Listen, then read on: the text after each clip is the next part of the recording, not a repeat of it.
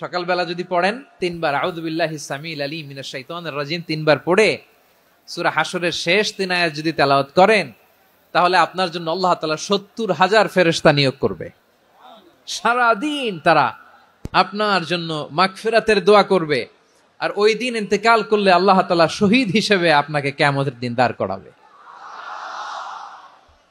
আবার সন্ধ্যাবেলায় যদি পড়েন, সারা রাতের জন্য 70,000 ফেরেশতা মাগফিরাতের দোয়া করবে।